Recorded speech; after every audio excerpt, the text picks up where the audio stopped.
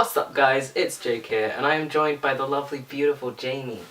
It's me, your friend Jamie. Talk about some stuff. So there's a topic that I've kind of wanted to bring to my channel for a while, that it's a very intimidating, sad and heavy topic, but I think it's extremely important. So I thought I would start it off by having a sort of casual, very uninformed, very not researched chat about the whole thing. I wanted to talk to you about the missing generation in our community that was lost because of the AIDS crisis. Oh wow. So I just wanted to talk about how you feel about that, your perceptions of it, without doing any sort of solid intentional research, because there is so much information out there and so much happened that has been lost, and it's only been about 30 or 40 years since this was a thing, or since this thing started, and that is our very recent history as a community, and I feel like so many people are just uninterested or neglect to even address that as a thing. So, do you feel like there is a missing generation?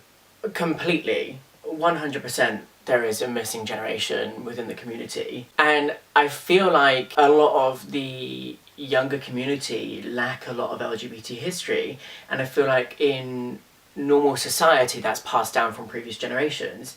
But because we lost practically that entire generation, a lot of the research and history has to be sought out from people's own will, and I feel like people are far less likely to do that on their own without having someone to be like, hey, this happened. Like when grandparents tell you like stories from the war, that kind of stuff. Yeah. But LGBT war.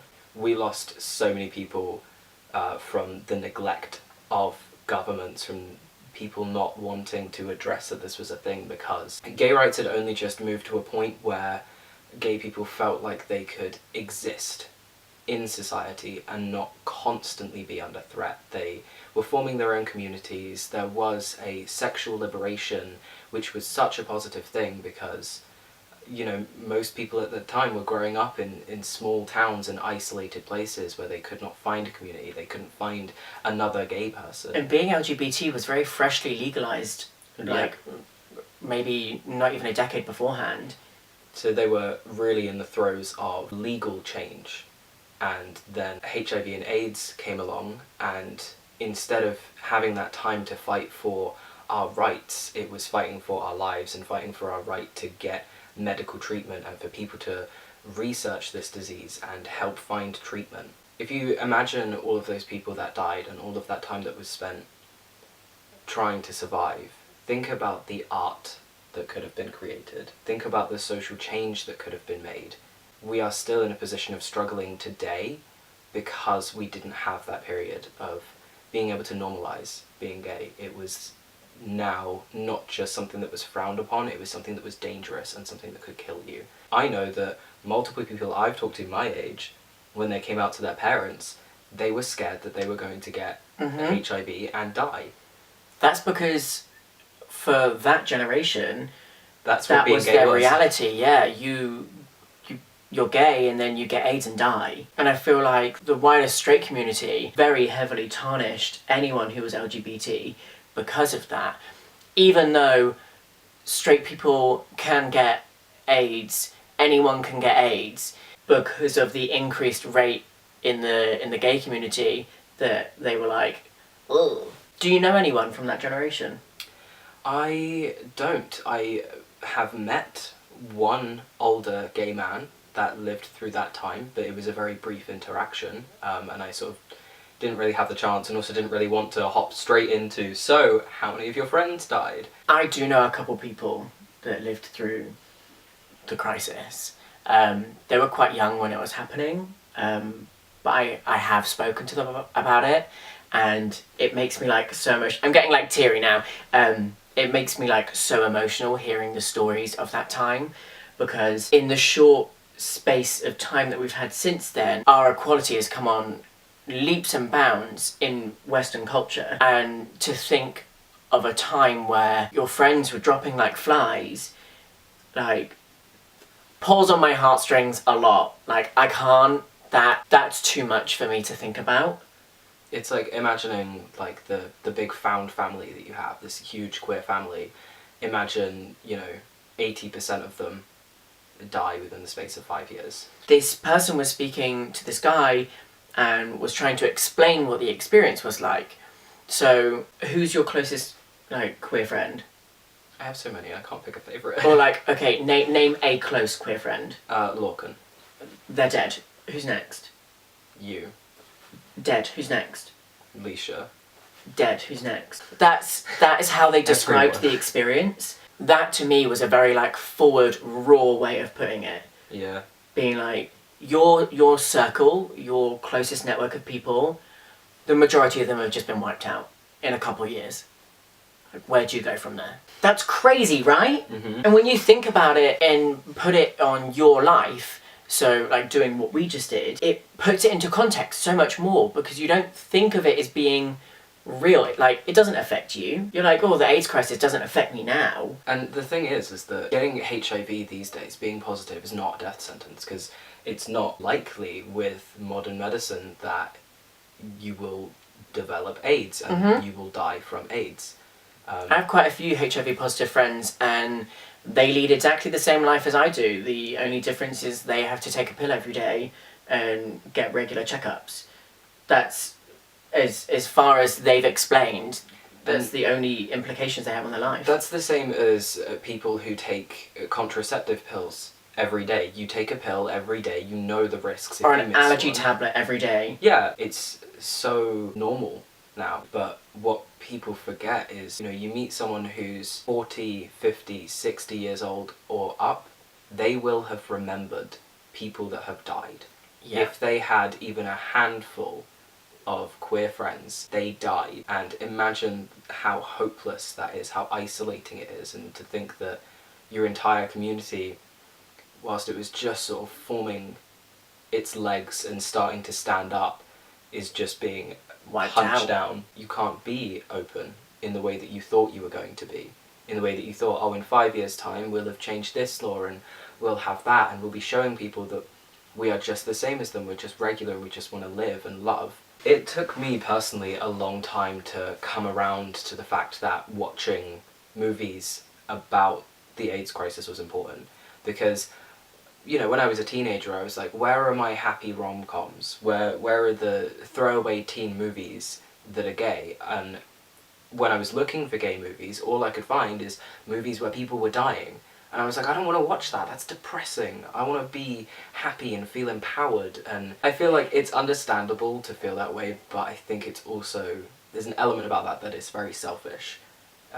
It's naive. Yeah, we have the right to be happy and to consume that media and for that media to exist, and that is a fight in its own, but we should not be turning away from these things because we can't live in willful ignorance and just pretend that this is something that is so far removed from our lives, and that it's something that doesn't affect us currently, because it is still affecting us and it will still continue to affect our community forever. Because that killed so many people who could have changed the world and who were going to change the world. We hit a huge block in our rights, and that is something we're still breaking down to this day. We think, oh, we've made so much progress, there's so much great stuff happening now, and it's like, that would have been happening 20 years ago. There's a huge disconnect between the older generations and the younger generations in the queer community anyway. And I myself, when I was first thrust into the queer community and finding my feet, I was extremely naive. I knew nothing about LGBT history. I knew nothing about the culture, where we came from, where we're going. I knew absolutely nothing. And I buried my head in the sand for a very long time because I didn't want to know that. I didn't want to know the doom and gloom is what was going on. But that's so stupid. It's so important, because yes, it might make you feel sad, and yes, it might affect you emotionally, but that's what it's meant to do, because from that fear and from that pain, you get fire to fight. Yeah, that's how we can create change. We need to use our history as something to build upon rather than something to bury over. And the more you look into the history, the more empowered you feel. I think whenever I'm feeling hopeless, I go into reading up about history because then I think, wow, if that's what it took, and if that's what they did, that is something that we need to be bringing to our rights movements today, because we've lost so much of that fight. We've lost so much of that standing in the streets and willing to be arrested kind of mentality, because that's all they could do. It's still illegal to be gay in like 76 countries. You can still be killed in like 10 countries. When you think about it like that, learning about LGBT history becomes a necessity. When you take into account that gay men can't give blood, like, that's still a thing that exists in this country. Biggest eye roll ever. Tests that can show if you have any diseases, so you and can all the then go blood on gets to give screened blood. before it gets given anyway. And that was because of HIV, because they weren't screening blood, and that's how it got transmitted to so many people, and so many straight people as well, because people were giving blood, and that blood was getting put into other people and they were passing on the virus. The fact that that is the reason that we now screen blood, but that is also the reason that a lot of queer people can't give blood, is crazy to me. It's ridiculous. It's actually really easy to access all the information on LGBT history. The best part of advice that I could give, find an older queer person, go to your local gay bar. And if you're not a fan of conversation and you don't have amazing social skills like Jamie does, I don't. I would 100% recommend looking into documentaries, because whilst the fiction films that cover this, like A Normal Heart, are great, they do take it from a dramatized point of view. So to go and find those documentaries, there is one I watched recently called How to Survive a Plague, which is actually based on a book. It was phenomenal. There's a couple based on ACT UP. ACT UP was a huge collection of queer people. Do your research, watch these documentaries, engage in your history. Educate your peers. If you learn something, tell other queer people about it. When I started watching documentaries, I knew nothing about HIV and AIDS. I didn't know the difference. I didn't know that they were really different things. I thought it was just a different way of saying the same thing. I didn't know anything about the treatments. I didn't know what people went through.